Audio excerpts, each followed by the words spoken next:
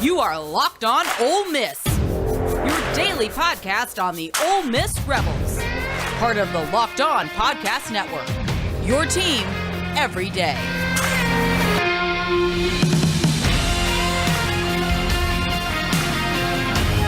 All right, welcome to this live stream of the Locked On Ole Miss podcast. We got a transfer portal commitment. Caden Prieskorn from Memphis has decided to direct his lot to the Ole Miss Rebels. Anyway, I'm Stephen Willis. Thank you for listening today, watching today. You can see down below my Twitter handle is at the Stephen Willis. Participate in the conversation by commenting down below or upvoting the video itself. We would appreciate it very much. Joey Freeman comes in with a hottie toddy because this actually is a major commitment. We're going to talk about this in this live stream. We're going to probably talk about it on tomorrow's show. That's how major of a get this is. It might not be sexy to some people, but this is a major get for the Ole Miss Rebels. Caden Prieskorn committed to the Rebels. Anyway, hope everybody is having a fantastic Monday. We're getting ready for the national championship game tonight. I'm going to record the show a little bit early for tomorrow so I can enjoy the game. So if anything breaks overnight and I'm a little bit late on it, I apologize for it, but I am going to enjoy the football game. This is the last college football game we get for about 9 months. I'm going to enjoy it. But we're going to do stuff like this where we can. We're going to do live streams for new commitments. We're going to do little live streams about news breaking. We're trying to talk about what you guys are talking about. That's directing the conversation is kind of an important part of us. We do perspectives and commentary on the show, and thank you for tuning in. Anyway, who exactly is Caden Prieskorn? And he's from Fork Union Military Academy, and he played quarterback in high school. So he's kind of a Dawson Knox comparison. If you want a comparison of him, he's a Dawson Knox type player, where Dawson Knox was a quarterback at Brentwood Academy, ended up being a good tight end at Ole Miss, ended up going to the Buffalo Bills, and is very productive. He redshirted in 2019. In the free 2020 year, he was a member of the team. He appeared in 4 games of the season and had 3 catches for 3 yards in a victory over Houston. So 2020 really didn't count. That was like a free year. I mean, it was like, hey, you get this one for nothing. Go ahead. His redshirt sophomore year, he appeared in all 12 games. He had 4 catches for 46 yards on the season. Had 2 for 31 against Tulsa. So that was kind of his thing coming in. In 2022, he was a John Mackey Award semifinalist, which is for tight end. He obviously is getting on people's radar, but more specifically, he was a Burlsworth Trophy nominee. And for those that don't know what the Burlsworth Trophy is, I believe that is for the top walk-on and the story that goes along with him. So there's another comparison to Dawson Knox for him. No, so he hasn't broken out at that point, coming into this season. And now, with him being that John Mackey Award semifinalist, he really busted on the scene. He was the second team All-American Conference. That's the conference, not the nation. He was first team All-AAC from Pro Football Focus. He was first team All-AAC from Phil Steele. He was 3.0 GPO guy pretty consistently. His grades are pretty good. He's all academic team 2019 and 2020, and he was on the dean's list for the fall 2019 semester. Those with the John Mackey Award tells how he broke free. Really good player. Now, we tell you that to tell you this. This is what his statistics looked like in 2022. He ended up with 48 catches, 602 yards, and 7 touchdowns. Now, they used the tight end a lot in that Memphis offense, but you were dealing with a true freshman quarterback and a system that was a little bit different. It just is. It's not what we run entirely, and people, you can see how he would think that his development would improve at a place like Ole Miss, because Ole Miss needs a tight end for the offense to go. We saw that donut-sized hole in the middle of the field that happened all year, that caused linebackers and everybody just to tee off, that affected our run game by the end of the year. You need to affect those linebackers by making them wonder if they need to go side to side, whether or not they need to watch behind them. All of that stuff is important for a tight end position. This kid is athletic enough to do that. And as a bonus, and this honestly, not really a pick that necessarily concerns Michael Trigg, but this is somebody that Michael Trigg will have to work to get on the field. Not start, get on the field, because Prieskorn can be the guy moving forward if this team wants that to happen. He has that kind of ability. This is a big get. It's going to help the wide receivers. It's going to help the running back. It's going to help the offensive line. Now, this is a massive get because essentially this takes care of all the skill positions for Ole Miss. It just does. Wide receiver room's taken care of, tight end room's taken care of, and running back room's taken care of. Now, the tight end room, you need to get Kyron Heath ready to go. You need to get Javonte ready to go. Their development has to be sped up because the depth pieces we can't be in a situation like last year again. Those guys have to be ready to play. Whether or not they're playing down on the second field or the first field, that is important. Caden Prieskorn's height and weight, he's 6'5", 255 pounds, Joey. Joey Freeman asked his height and weight. He's 6'5", 255. He's a true traditional tight end. He's a big player. And from what I understand, he is not a traditional tight end, but he's an athletic type tight end. He's closer to Kenny Yeboah than Evan Ingram if you're looking for recent history. He's a big kid. Trent Henson says, good get. Trigg has been a bust so far, but the next thing is a backup quarterback. I haven't seen an article on Brady Allen staying put at Purdue. Yes, Brady Allen is staying in Purdue. Apparently, the package wasn't enough to get him to leave the Boilermakers. The Boilermakers are kind of putting together an interesting schematic thing anyway, but we'll see exactly how it goes. Jonathan Friedman says, Trigg is a bust. Trigg right now is a bust. But remember, and I don't think anybody needs to go too crazy about it, Matt Corral, at this same time period that he's having, was benched. Matt Corral started a fight. Matt Corral looked like a bust midway through 2019. Then the rest is history. So, give Trigg chance for that light to come on, but also get people to force him to have to really work and that light to come on. That is a good thing because honestly, the only thing that can help Michael Trigg right now is competition and fear that this is all going to go away. Honestly.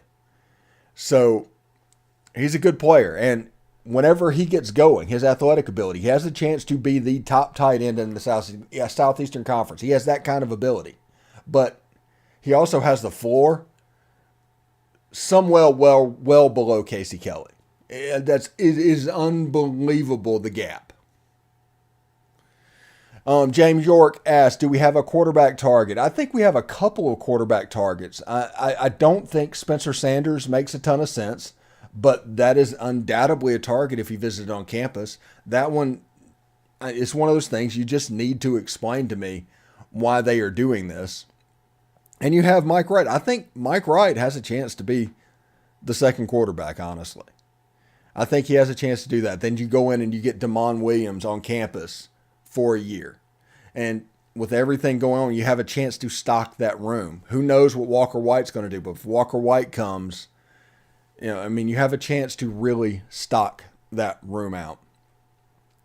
But backup quarterback is only an issue if there's a sprained ankle, if something happens injury-wise. It's somebody, you want somebody, but you don't actually have to have somebody. Now, backup quarterback's a problem, but you're not looking for a starter in the portal, in my opinion. Now, on the offensive and defensive lines, I think Ole Miss has some work to do there. Now, part of that is in the slowness of it is the fact that they brought this window into existence this year. And John Garrison has time to do. Now, we do not know whether or not the offensive linemen that weren't playing very much last year fit John Garrison's system. We just won't. See, too many people assume that just because a kid doesn't play under this coach, he won't play under that coach. And that's a flawed assumption. I believe that there could be some decent pass blockers.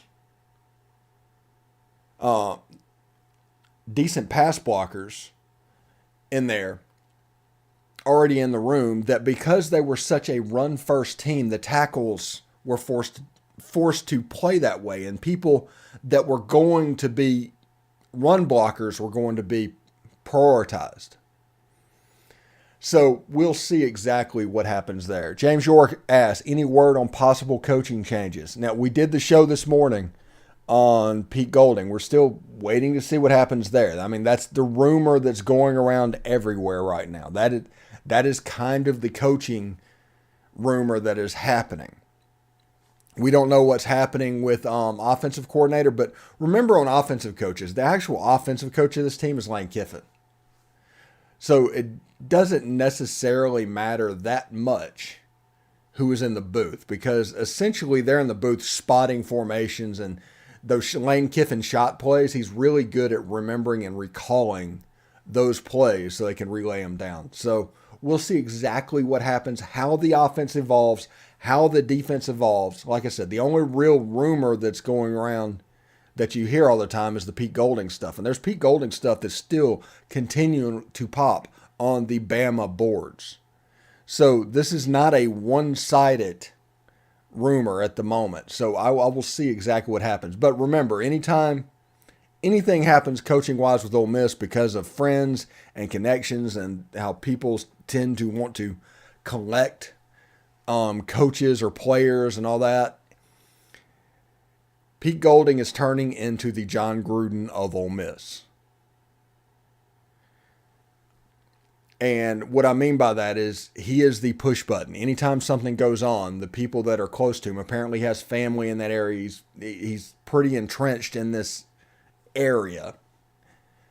People automatically try to bring him home. There's friends with him. Decent guy. There's nothing wrong necessarily with that, except that the fact that every single situation like this, we've been through this before with Pete Golding.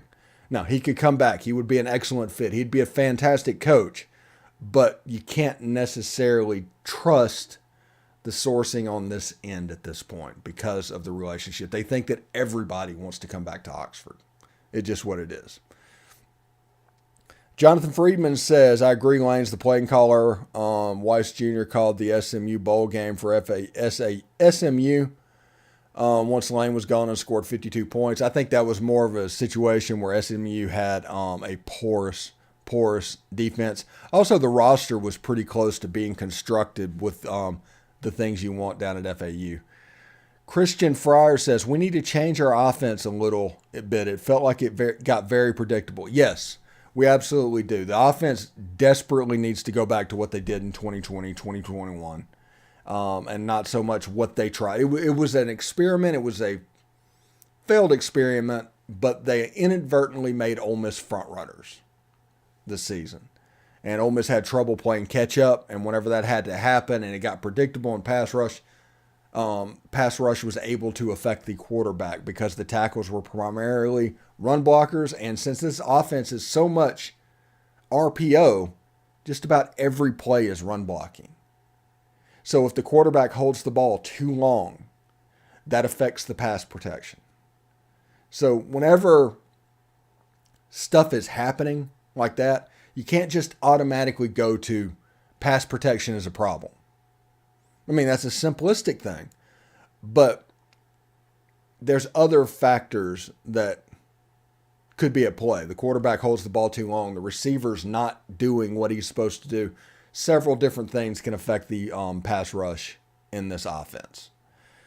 So, Caden Prieskorn good pickup, major good pickup. We needed this one. Whenever I looked at the visit list for this weekend, he was the kid that popped up as like, yeah, that's the one we need.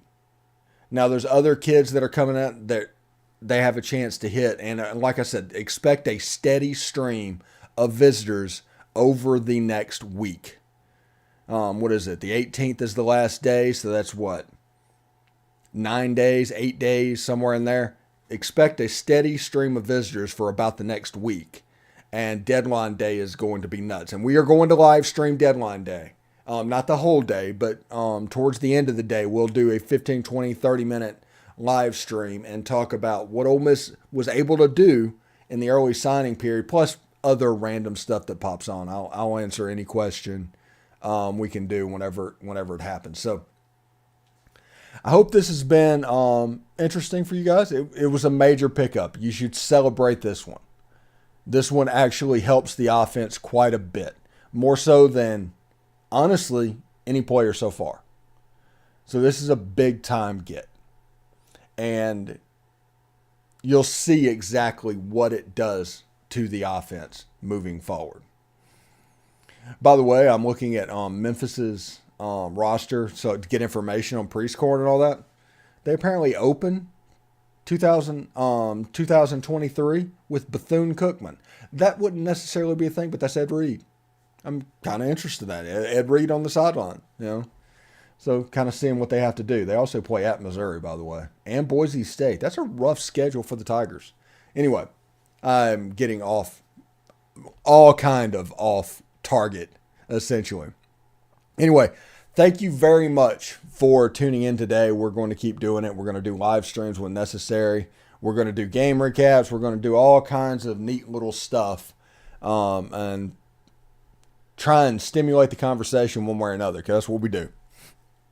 Perspectives and commentary. Tomorrow, you may be introduced to a new perspective to our channel. We're looking forward to doing an extra video with him, seeing exactly what he has to say. Stephen Campbell says, we still need improvement with our defense. That hasn't changed. And if you notice, there hasn't necessarily been defensive players that have been coming in. Whenever you look for signals and things with the Pete Golding stuff, that's something I have my eye on as well. If you're not getting defensive players in, why not? And that's probably because not necessarily he's bringing players, but he has a little bit different type of player, because every player needs to be a system fit. You can have an All-American player in one system that sits on the bench in another. There's no such thing as just a good player or not a good player. Everything is dependent on system. I mean, we will harp on that over and over and over again. It's just the way it is. So anyway, thank you for tuning in. We are going to take a break. Tomorrow we'll talk more about Caden Prieskorn on the podcast. And like I said, new perspective tomorrow. We should have a little bit of fun with it. Anyway, hope everybody has a good day. We'll talk to you tomorrow. Peace.